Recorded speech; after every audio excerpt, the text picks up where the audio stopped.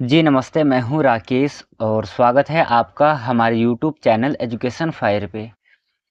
CTET जुलाई 2025 SST के exam को ध्यान में रखते हुए हम एसएसटी का प्रिपरेशन कर रहे हैं और हमारा एक नया पैटर्न है।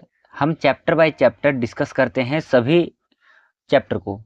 जैसे कि अभी हमने पिछले दिनों क्लास 6 का हिस्ट्री के ऊपर डिस्कस किया था, फिर इसके बाद क्लास 7 और अब क्लास 8। जो भी पर्टिकुलर चैप्टर है उस चैप्टर में से कितने प्रश्न बनेंगे, सभी प्रश्नों को मैं आपके सामने करवाता हूं और फिर बाद में उसे समझाता हूं। ऐसे ही आज हम करेंगे एनसीईआरटी क्लास 8 का चैप्टर नंबर 8। हालांकि इससे पहले हमने 15 क्वेश्चन कर लिए हैं क्योंकि काफ़ी ज़्यादा बड़ा था पाठ, इसलिए मैंने आपको कहा था कि हम 2 से 3 भागों में इसको करेंगे। हमने एक भाग कर लिया है, आज के इस सेशन में देखेंगे और जो भी प्रश्न बन जाएंगे मैं आपको अगले सेशन में करवा दूंगा। चलिए करेंगे शुरू आज के इस सेशन को। मैंने आपसे कहा था कि आपको पाठ को पढ़ करके आना है। देखता हूँ कितने लोग पढ़ करके आए हैं। एक बार स्कोर गिनते रहना अपना कि आज के इस सेशन से आपके कितने प्रश्न सही हुए हैं और आप हमें अंत में कमेंट सेशन में मेंशन करना कि आज के इस सेशन से आपके इतने प्रश्न सही हुए हैं। चलिए, जहां हमने अंतिम क्लास समाप्त करी थी, अगला अंतिम प्रश्न छोड़ा था, वहीं से उससे आगे से अगला प्रश्न शुरू करते हैं। प्रश्न है कि डैश बंगाल के कट्टरपंथी उद्देश्यों वाले कांग्रेस नेताओं में से एक थे। ठीक है, ध्यान से पढ़ना। बंगाल के कट्टरपंथी उद्देश्यों वाले कांग्रेस नेताओं में से एक थे। कट्टरपंथी वाले नेता कौन थे? ये नीचे लिए आपके 4 ऑप्शन है। सही प्रश्न क्या होगा इसका? मैंने आपको पहले 3 शब्द बताए थे। एक शब्द था लाल, दूसरा था बाल और तीसरा था पाल। और इन तीनों शब्दों का मैंने आपको फुल फॉर्म भी बताया था कि लाल का मतलब होता है लाला लाजपत राय, पाल का मतलब होता है बिपिन चंद्र पाल और बाल का मतलब होता है बाल गंगाधर तिलक। ये तीनों ही कट्टरपंथी थे, तीनों ही गर्म दल के नेता थे। ठीक है, किस दल के नेता थे? तीनों ही गर्म दल के नेता थे। तो यहाँ पर प्रश्न पूछा है कि कट्टरपंथी उद्देश्य वाले कांग्रेस नेताओं में से एक थे। सही आंसर है Bipin Chandra Pal. Option number A correct answer है इस प्रश्न का। चलिए अगला प्रश्न देखना है। अपने साथ कॉपी पेन लेकर के बैठना। जो प्रश्न आपके एग्जाम के लिए इम्पोर्टेंट लगे उसे आप अपने कॉपी में नोट डाउन कर लेना। अगला प्रश्न है 1919 में पारित किया गया था। 4 ऑप्शन है। शस्त्र अधिनियम, Rowlatt Act, Simon Commission, vernacular press act. उत्तर क्या होगा? आंसर है रॉलेट एक्ट 1919 में पारित किया गया था। ऑप्शन नंबर बी सही उत्तर है।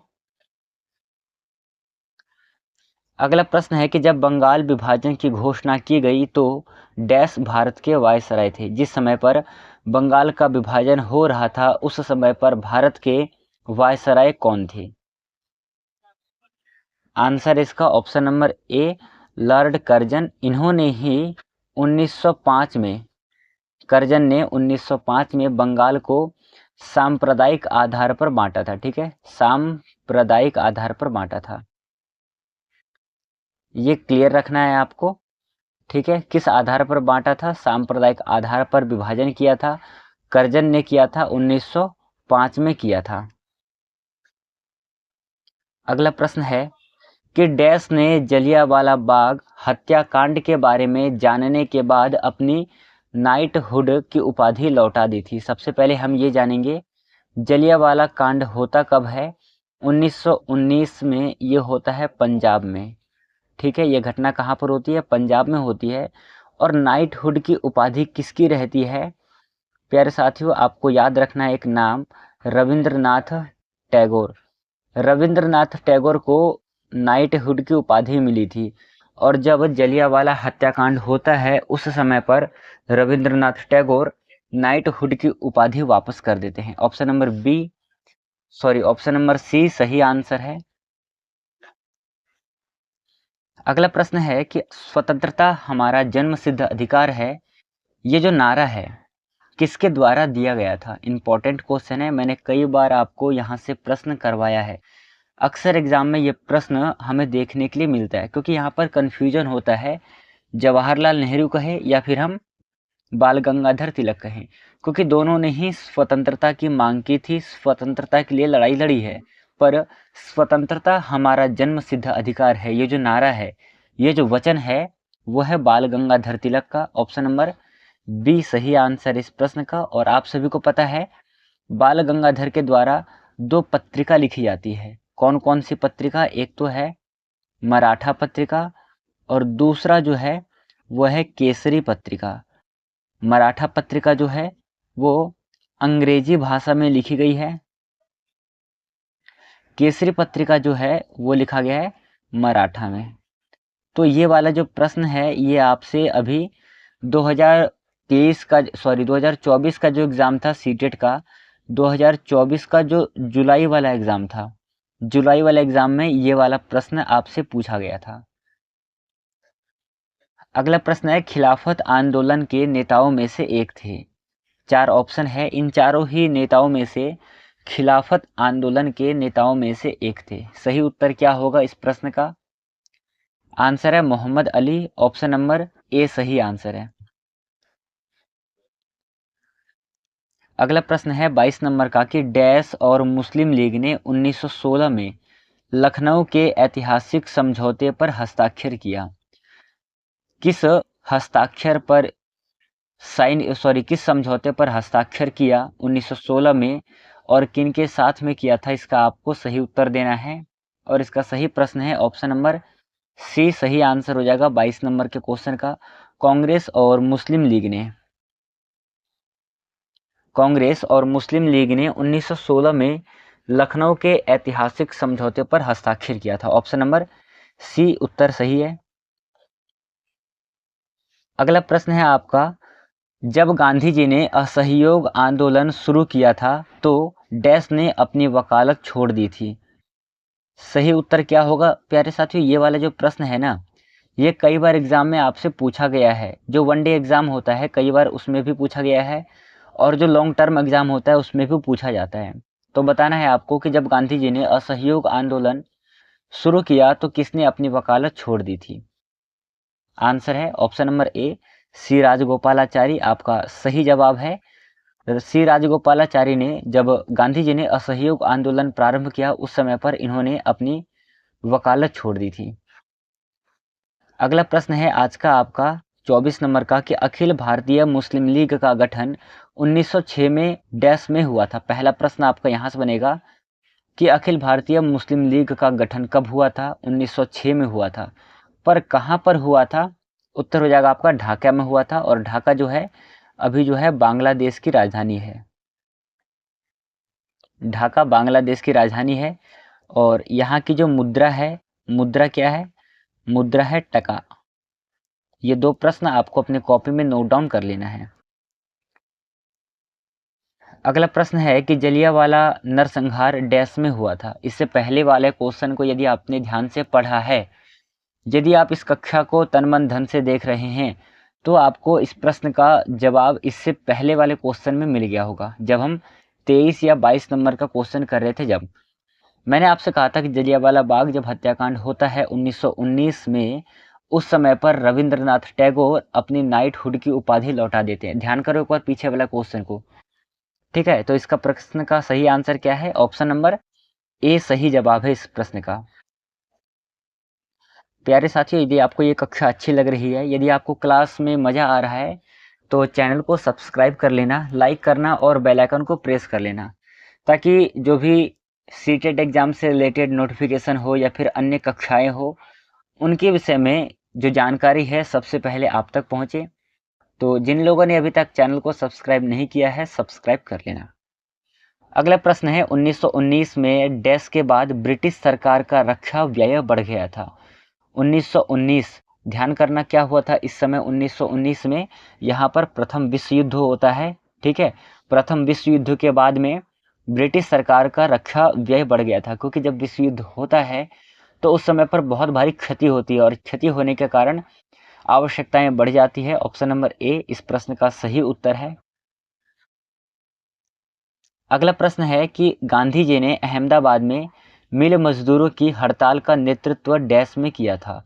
कब किया था? 1915, 1918, 1919 या फिर 1922? यहाँ पर 1919 में आपको याद रखना है, अभी आपने पढ़ा है 1919 में जलियांवाला कांड होता है। जो यहाँ पर मिल मजदूरों की हड़ताल का नेतृत्व करते हैं गांधी जी, वो करते हैं 1918 में। इससे पहले 1917 का जो डेट है वो भी इम्पोर्टेंट है, क्योंकि यहीं से उन्होंने चंपारण आंदोलन प्रारंभ किया था। और ये जो आंदोलन था चंपारण वाला, ये महात्मा गांधी का प्रथम आंदोलन था। किसका? महात्मा गांधी के द्वारा शुरू किया गया पहला आंदोलन था। और इसी आंदोलन में महात्मा गांधी को महात्मा शब्द की उपाधि मिलती है। प्रथम आंदोलन। यदि यहाँ तक आपको क्लियर है, आपने अपने कॉपी में नोट डाउन कर लिया है, तो हम करेंगे अगला प्रश्न। और अगला प्रश्न है कि डैश एक सम्मान है जो ब्रिटिश क्राउन किसी की असाधारण सार्वजनिक सेवा के लिए प्रदान करती है? नोबेल, लीड्स पुरस्कार, नाइटहुड या फिर शिखर सम्मान? आंसर है आपका option number C. Option number C सही आंसर है। और आप लोग बताइएगा कि किसने अपनी नाइटहुड की उपाधि वापस कर दी थी? याद रखना है, रविंद्रनाथ टैगोर। ये नाम मैं बार बार इसलिए आपको नोट डाउन करवाता हूँ क्योंकि ये नाम जो है अपने आप में इम्पॉर्टेंट है। रविंद्रनाथ टैगोर शांति निकेतन की स्थापना करते हैं। शांति निकेतन की स्थापना करते हैं, ये भी आपको ध्यान रखना है। अगला प्रश्न है कि गांधी जी ने दक्षिण अफ्रीका में डैश की स्थापना करी थी? साबरमती आश्रम, ये तो हो नहीं सकता क्योंकि यह है गुजरात में। यहाँ पर दक्षिण अफ्रीका में पूछा था किसकी स्थापना करी थी? उत्तर हो जाएगा इस प्रश्न का कि नेटाल कांग्रेस की स्थापना करी थी। ऑप्शन नंबर बी सही आंसर है इस प्रश्न का। चलिए, आज का आपका अगला प्रश्न है कि वन सत्याग्रह आंध्र के डैश जिले के किसानों और आदिवासियों द्वारा किया गया था? सही उत्तर बताना है इस प्रश्न का। क्या होगा सही उत्तर? आंसर है इस प्रश्न का आपका ऑप्शन नंबर ए। यह गुंटूर क्षेत्र में प्रारंभ किया गया था। वन सत्याग्रह किन क्षेत्रों में प्रारंभ किया गया था? गुंटूर क्षेत्र में प्रारंभ किया था। ऑप्शन नंबर ए राइट आंसर है। इंपॉर्टेंट क्वेश्चन है, साइमन कमीशन का नेतृत्व डैश ने किया था? सबसे पहले हम जानेंगे साइमन कमीशन भारत कब आया था। 1928 में साइमन कमीशन भारत आता है और जो इसके नेतृत्व करते हैं वो करते हैं लॉर्ड साइमन। इन्हीं के नाम पर इस कमीशन का नाम रखा जाता है। ऑप्शन नंबर बी उत्तर सही है। अगला प्रश्न है आपका कि कांग्रेस ने 1930 में डैश के नेतृत्व में पूर्ण स्वराज के लिए लड़ाई लड़ी। अब देखना, जो मैंने आपको पहले कहा था ना कि हमें दो नामों में समस्या होती है, एक तो है बाल गंगाधर तिलक और दूसरा है जवाहरलाल नेहरू। जो स्वतंत्रता मेरा जन्म सिद्ध अधिकार है, ये नारा जो है वो था बाल गंगाधर तिलक का, ठीक है। पर जो 1930 में पूर्ण स्वराज के लिए लड़ाई लड़ते हैं, पूर्ण स्वराज की मांग करते हैं, वो है आपके पंडित जवाहरलाल नेहरू। और आपको याद रखना है, पंडित जवाहरलाल नेहरू भारत के पहले प्रधानमंत्री हैं। भारत के पहले प्रधानमंत्री हैं। और यदि हम वर्तमान समय में बात करें तो वर्तमान समय में भारत के प्रधानमंत्री हैं नरेंद्र मोदी। नरेंद्र मोदी का पूरा नाम आप हमें कमेंट करके बताना, ठीक है। नरेंद्र मोदी का पूरा नाम क्या है ये आप हमें कमेंट करके बताएंगे। अगला प्रश्न है कि डैश को 1930 में लॉन्च किया गया था? सही उत्तर क्या है इस प्रश्न का? तो इसका आंसर हो जाएगा ऑप्शन नंबर ए। सविनय अवज्ञा आंदोलन 1930 में प्रारंभ हुआ था। लॉन्च तो नहीं कहेंगे इसे, हम क्या कहेंगे, प्रारंभ हुआ था। चलिए, अगला प्रश्न है आपका। अगला क्वेश्चन है, हिंदू सोशलिस्ट रिपब्लिकन एसोसिएशन की स्थापना डैश के द्वारा की गई थी? चितरंजन दास, भगत सिंह, ए ह्यूम और एनी बेसेंट? उत्तर क्या होगा इस प्रश्न का? सही आंसर क्या है? आंसर है option number B, Bhagat Singh के द्वारा Hindustan socialist Republican association HSRA, इसकी स्थापना भगत सिंह के द्वारा की गई थी। ऑप्शन नंबर बी सही आंसर है। और इसकी स्थापना कहाँ पर की गई थी? ये की गई थी फिरोज शाह कोटला में, इसकी स्थापना करी गई थी। ए.ओ. ह्यूम कौन थे? ये ए.ओ. ह्यूम भारतीय राष्ट्रीय कांग्रेस के संस्थापक थे, कांग्रेस के संस्थापक। ऑप्शन नंबर बी सही उत्तर है इस प्रश्न का। आज का आपका अगला और अंतिम प्रश्न है। इस प्रश्न के बाद जो भी और इम्पोर्टेंट क्वेश्चन रहेगा इस चैप्टर में से, चैप्टर नंबर 8 में से, वो मैं आपको कल के सेशन में करवा दूंगा। और कल के सेशन के बाद हमारा जो भी एनसीईआरटी का इतिहास है 6, 7, 8 का, वो हो जाएगा समाप्त। फिर हम ज्योग्राफी शुरू करेंगे, जो कि बहुत ही मज़ेदार तरीके से पढ़ेंगे। ऐसे ही हम और आप मिल करके पूरे चैप्टर बाय चैप्टर के ऊपर जो भी प्रश्न बनेंगे सभी प्रश्नों के ऊपर बात करेंगे और उसे साथ में देखते हुए चलेंगे, ताकि हमें एग्जाम में कोई परेशानी ना हो। यहाँ पर अगला प्रश्न करना उससे पहले, यदि आपको ये सेशन अच्छा लग रहा है, यदि आपके लिए यूज़फुल है, तो चैनल को सब्सक्राइब कर लेना, लाइक करना, और ऊपर घंटे वाला बटन दिख रहा होगा उसे आप लोग ऑन कर लेना, ताकि क्लास से रिलेटेड जो भी इन्फॉर्मेशन हो उसके विषय में सबसे पहले आपको जानकारी मिले। करिएगा, अगला प्रश्न है, पूर्वी बंगाल के एक वकील और स्वतंत्रता सेनानी थे। 4 नीचे आपके लिए ऑप्शन दे रखा है, इनमें से सही उत्तर क्या है इस प्रश्न का? आंसर है चितरंजन दास। ऑप्शन नंबर सी इस प्रश्न का सही आंसर है।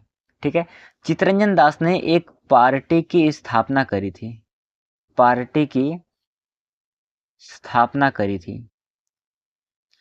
अब एक रिक्वेस्ट है आप सभी से, हम्बल रिक्वेस्ट करता हूं कि चितरंजन दास के द्वारा कौन सी पार्टी की स्थापना की गई थी, इसका आप हमें जवाब कमेंट बॉक्स में देंगे। ठीक है, जवाब कहाँ पर देंगे? कमेंट बॉक्स में इस प्रश्न का आप उत्तर दोगे। मैंने आपके लिए 2 प्रश्न छोड़े हैं, एक तो नरेंद्र मोदी का पूरा नाम क्या है, दूसरा चितरंजन दास के द्वारा कौन सी पार्टी की स्थापना की जाती है। ये 2 प्रश्न आपके लिए, आपके बलबूते पे छोड़ के जा रहा हूँ। विश्वास नहीं, बिल्कुल आशा भी है कि आप हमें इस प्रश्न का सही जवाब कमेंट बॉक्स में देंगे। चलिए, बाकी बात मिलेंगे कल के सेशन में। कल हम अंतिम सेशन करेंगे चैप्टर नंबर 8 का, और चैप्टर नंबर 8 के साथ ही हमारा जो क्लास है वो समाप्त हो जाएगा। फिर हम करेंगे ज्योग्राफी शुरू। तो तैयार रहिएगा आप लोग, कल हमारा अंतिम सेशन होने वाला है। धन्यवाद, जय हिंद मित्रों, ध्यान रखना अपना।